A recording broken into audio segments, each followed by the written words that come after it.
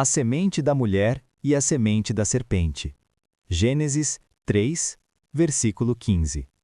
Porei inimizade entre ti e a mulher, e entre a tua semente e a sua semente. Esta te ferirá a cabeça, e tu lhe ferirás o calcanhar. Ao ler para vocês estas palavras, posso me dirigir a vocês na linguagem dos santos anjos, aos pastores que vigiavam seus rebanhos à noite. Eis aqui vos trago novas de grande alegria, pois esta é a primeira promessa feita de um Salvador à raça apóstata de Adão.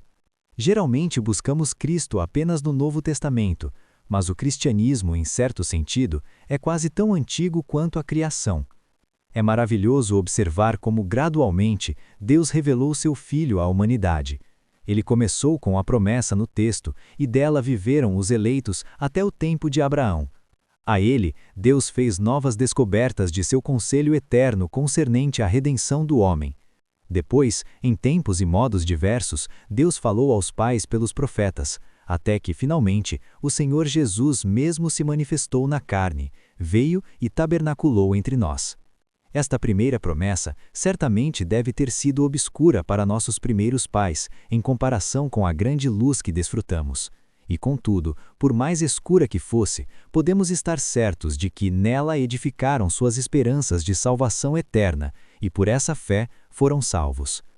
Como eles chegaram a necessitar desta promessa, e qual é a extensão e o significado dela, pretendo, se Deus permitir, transformar no tema da vossa presente meditação.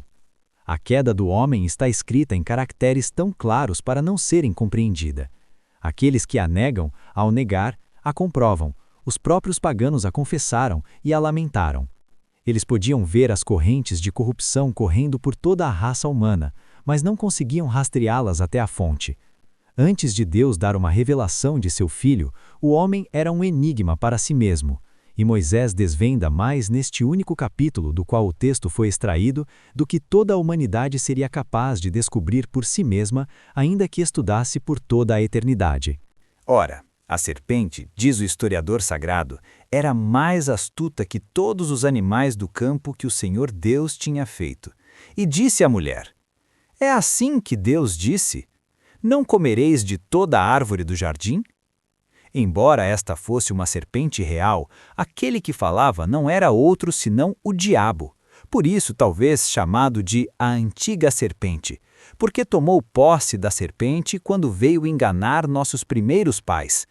O diabo invejou a felicidade do homem, que foi feito, como alguns pensam, para suprir o lugar dos anjos caídos.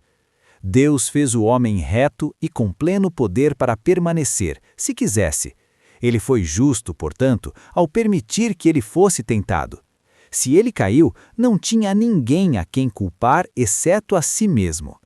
Mas como Satanás efetuaria sua queda? Ele não pode fazê-lo pelo seu poder. Tenta então pela astúcia. Toma posse de uma serpente que era mais sutil que todos os animais. Assim, homens cheios de sutileza, mas sem piedade, são apenas máquinas para o diabo trabalhar conforme seu desejo. E disse à mulher: Aqui está uma prova de sua sutileza. Ele fala à mulher, o vaso mais fraco, e quando ela estava longe de seu marido, estando mais suscetível a ser vencida, suas palavras certamente respondem a algo que o diabo viu ou ouviu. Com toda probabilidade, a mulher estava perto da árvore do conhecimento do bem e do mal. Talvez estivesse olhando e se perguntando o que havia naquela árvore a mais que nas outras para que fosse proibida. Satanás, vendo isso e desejando atraí-la para um diálogo, pois se o diabo nos convence a não resistir, mas a comungar com ele ganhou um grande ponto. Ele diz: É assim que Deus disse: Não comereis de toda a árvore do jardim? A primeira coisa que ele faz é persuadi-la, se possível, a nutrir maus pensamentos sobre Deus. Este é o seu método geral. O quê? Deus plantou um jardim e os colocou no meio dele apenas para provocá-los e perplexá-los. Ele proibiu o uso de qualquer fruto? Era impossível fazer uma pergunta mais traiçoeira. Eva sentiu-se obrigada a responder e vindicar a bondade de Deus. A mulher disse à serpente: Do fruto das árvores do jardim podemos comer, mas do fruto da árvore que está no meio do jardim, disse Deus, não comereis dele, nem nele tocareis, para que não morrais. A primeira parte da resposta foi boa, mas aqui ela começa a vacilar e o pecado começa a conceber em seu coração. Ela já contraiu algo do veneno da serpente ao conversar com ela, o que não deveria ter feito. Ela deveria ter fugido. Imediatamente os maus efeitos aparecem. Ela começa a suavizar a ameaça divina. Deus dissera, no dia em que dela comeres, certamente morrerás. Mas Eva diz, para que não morrais, ou seja, para que não corram o risco de morrer.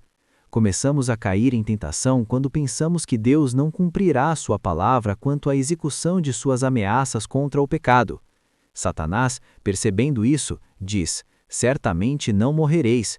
Ele insinua que Deus não seria tão cruel por causa de uma fruta.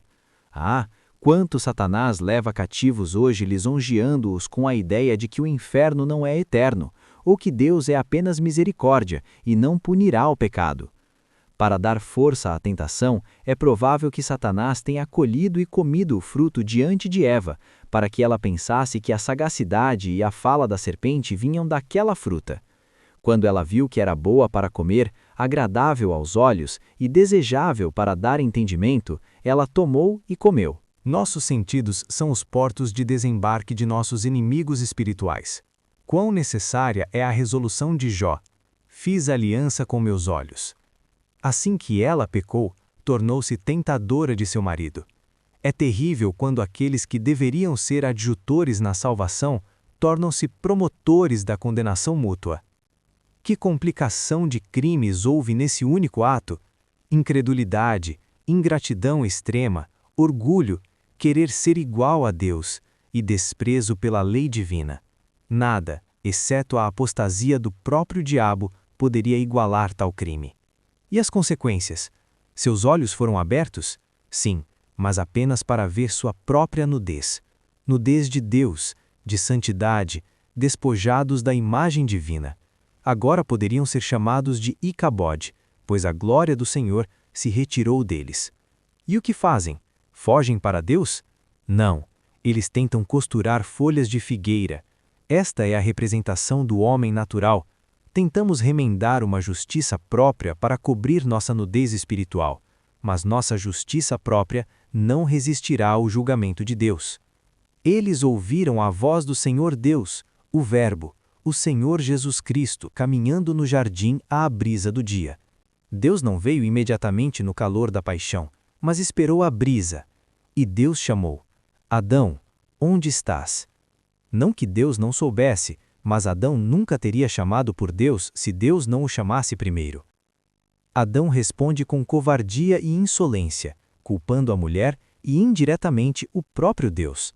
A mulher que tu me deste. É a natureza decaída. Preferimos culpar o destino, as paixões ou até a Deus, antes de assumirmos nossa vergonha.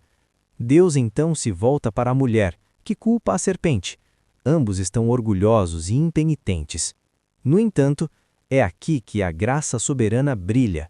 Antes de sentenciar o homem, Deus sentencia a serpente e revela o Salvador. Alguns autores cometem o erro de dizer que este versículo é um pacto entre Deus e Adão, onde Adão teria deveres a cumprir. Isso é falsa teologia. As palavras são dirigidas à serpente. Adão e Eva estavam ali como criminosos.